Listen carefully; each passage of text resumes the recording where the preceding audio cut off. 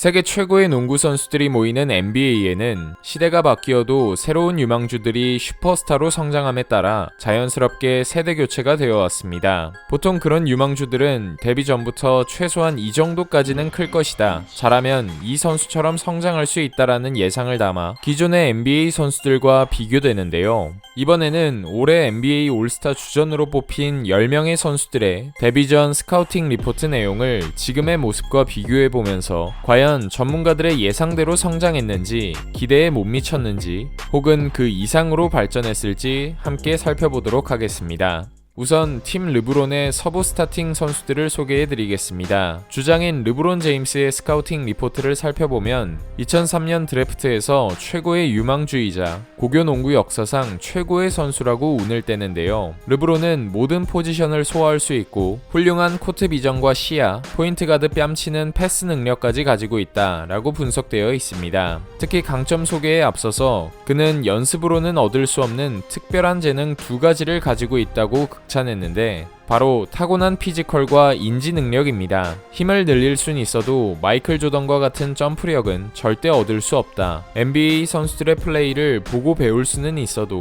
매직이나 버드처럼 경기 중에 보여주는 순간적인 센스는 타고나야 한다 라고 언급하며 르브론은 이번 세대의 선수들 중에서 유일하게 조던처럼 점프할 수 있고 매직, 버드와 같은 센스를 보여줄 수 있는 선수라고 칭찬했습니다. 약점으로는 불안정한 점퍼와 낮은 자유투 성공률을 지적했지만 이 문제들만 해결할 수 있다면 리그에서 그를 막을 수 있는 선수는 아무도 없을 것이다 라고 아주 후한 평가를 내렸습니다. 그리고 앞에서 언급된 것처럼 훌륭한 재능으로 1픽이 된 르브론 제임스는 커리어 내내 꾸준한 활약을 유지하면서 19년 차에 접어든 올해까지 데뷔 시즌을 제외한 모든 시즌에 올스타에 선정되는 기염을 토했고 4번의 정규 시즌 MVP, 4번의 파이널 우승, 4번의 파이널 MVP를 거머쥐면서 스카우팅 리포트에서 비교되었던 2명의 MJ와 어깨를 나란히 하기에 부족하지 않은 눈부신 업적을 쌓았습니다. 그 다음은 르브론과 가장 상반되는 예상을 받았던 스테픈 커리의 스카우팅 리포트를 살펴보겠습니다. 장점으로는 믿을 수 없을 정도로 빠른 슈팅 능력을 가지고 있어 수비가 잘 되어도 슛을 던질 수 있음, 훌륭한 BQ를 가지고 있고 스크린을 통해 공간을 만드는 방법을 확실히 이해하고 있다와 같이 그의 장점인 슈팅을 통한 칭찬이 줄을 이뤘습니다.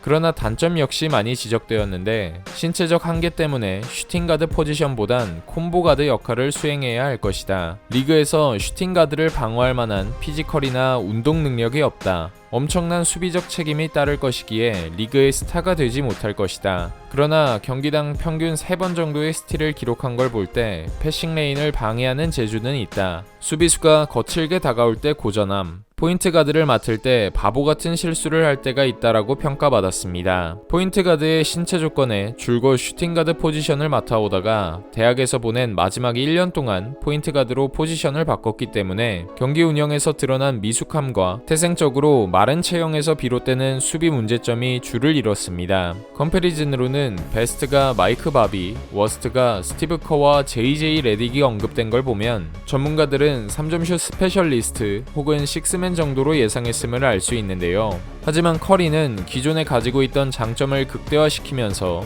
리그의 슈퍼스타로 대기만성했습니다. 이번 시즌 올타임 3점 랭킹 1위에 오른 만큼 3점슛 생산 능력이 가장 두드러졌지만 3점슛 이외에도 볼 및 마무리 능력, 볼핸들링, 패스 센스 등 포인트 가드로서 꼭 필요한 능력들도 끌어올리면서 2번의 득점왕, 2번의 정규 시즌 MVP, 3번의 파이널 우승까지 전문가들의 예상을 한참 뛰어넘는 커리어를 만들어냈습니다. 다음으로는 서부 올스타들 중에 가장 낮은 픽으로 NBA에 입성한 니콜라 요키치의 스카우팅 리포트를 살펴보겠습니다. 매우 높은 BQ를 그의 가장 큰 장점이라고 꼽으면서 아드리아틱 리그에서 MVP로서 그가 보여준 경기를 읽는 능력과 슈팅 능력 그리고 성실함에 대한 칭찬이 줄을 이뤘습니다. 특히 주변 환경에 대한 날카로운 감각을 가지고 있어 훌륭한 패서인 동시에 커터로서 쉬운 득점을 만들 수 있다고 분석했는데요. 반면 약점도 크게 부각되었는데 주요 키워드는 저조한 운동 능력이었습니다.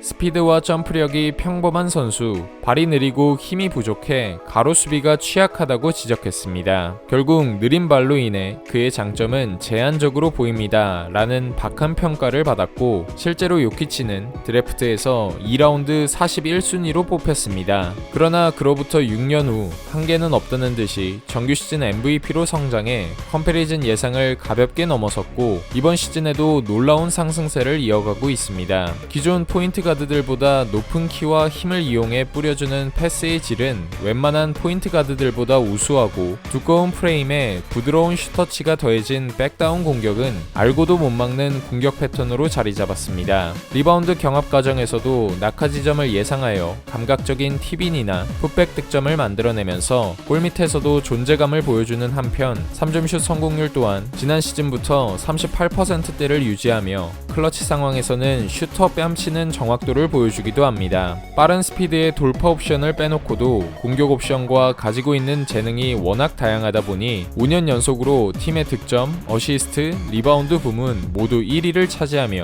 다재다능함의 끝판왕으로 자리매김하고 있습니다. 네 번째로는 요키치와 함께 2014년 드래프트에 참가했던 동기인 앤드류 위긴스를 소개해드리겠습니다. 스카우팅 리포트 내용을 보면 그와 정반대로 운동 능력이 최고치로 측정되어 있는 것을 볼 수 있는데요. 장점으로는 속공 상황에서 빠른 퍼스트 스텝을 통해 득점을 잘 만듦, 1대1 상황에서도 스핀 무브와 플로터, 스텝백 점퍼 등 다양한 공격 옵션을 지녔다고 분석했습니다. 최상위 운동 능력을 통해 뛰어난 퍼리미터 수비수가 될 수 있는 잠재력을 지녔고, NBA 레벨에서 일정 수준의 성공을 보장할 수 있다고 긍정적인 미래를 내다봤습니다. 허나 단점 부문에서는 그의 가장 큰 약점을 멘탈이라고 지적했는데요. 몇몇 스카우터들은 그에 대해 극찬했지만 위긴스의 집중력과 경기에서 나타내는 열정에 대해 의문을 가진 스카우터도 많았다고 기재되어 있고, 높은 수준의 팀에서 주요 옵션으로 사용되기에는 공격 시 적극성이 부족하다고 평가했습니다. 그럼에도 컴패리즌으로 빈스 카터, 폴 조지, 더마 드로잔이 거론되며 스타 플레이어로 성장할 거라 예상된 위긴스는 1픽으로 미네소타의 선택을 받았는데 활약은 기대치에 비해 약간 실망스러웠습니다.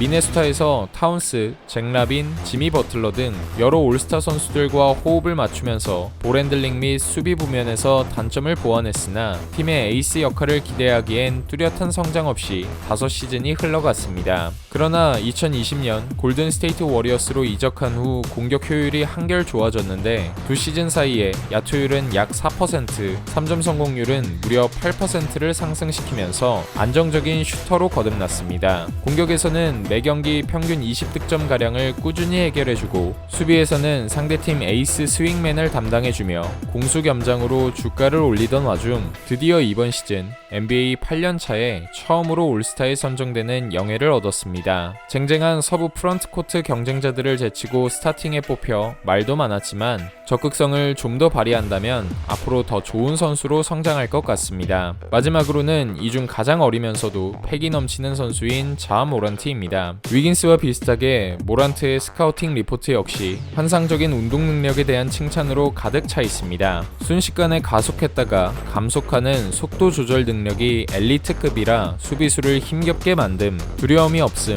득점을 하기 위해선 주저하지 않고 몸싸움을 시도함, 그리고 가드 포지션에서 이상적인 사이즈와 긴 팔이 장점이라 언급하며 수비적인 이점까지 가지고 있다라고 호평했는데, 컴패리즌으로는 디에런 팍스가 꼽혔습니다. 약점으로는 얇은 프레임, 불안정한 3점슛, 돌파를 고집하는 공격 패턴을 지적당했는데, 그래도 대학 시절 약체팀을 2년 연속으로 NCAA 토너먼트에 진출시키며 큰 경기에서 강한 모습을 보여준 모란트였기에 종합적으로는 슈퍼스타의 잠재력을 가졌다라고 인정받았고, 2019년 NBA 드래프트에서 2픽으로 지명받게 됩니다. 그렇게 NBA에 입성한 모란트는 루키 시즌부터 넘치는 자신감과 일치하는 퍼포먼스를 보여주면서 신인왕 타이틀을 거머쥐고 넘어지더니 소포모어 시즌에는 플레이인 토너먼트에서 골든스테이트를 울리고 1라운드에서 서부 1위를 상대로 인생 경기를 만들어내는 등 멤피스를 대표하는 에이스로 성장했습니다. 그리고 3년차에 접어든 이번 시즌 무릎 부상으로 팀을 떠나 있을 때 팀 승률이 상승해 모란트 무용론이 돌기도 했으나 복귀 이후 피닉스, 골든스테이트 등 서부 상위권 팀과의 맞대결을 모조리 잡아내고 11연승을 견인하며 논란을 불식시켰습니다. 이제는 전성기 시절 데릭 로즈와 비교되고 있는 만큼 앞으로가 더욱 기대되는 슈퍼스타 제목입니다. 이렇게 이번 시즌 서부 올스타 스타팅으로 꼽힌 5선수들의 스카우팅 리포트를 소개해드렸는데요. 다음 영상에서 동부 올스타 스타팅 라인업으로 이어집니다.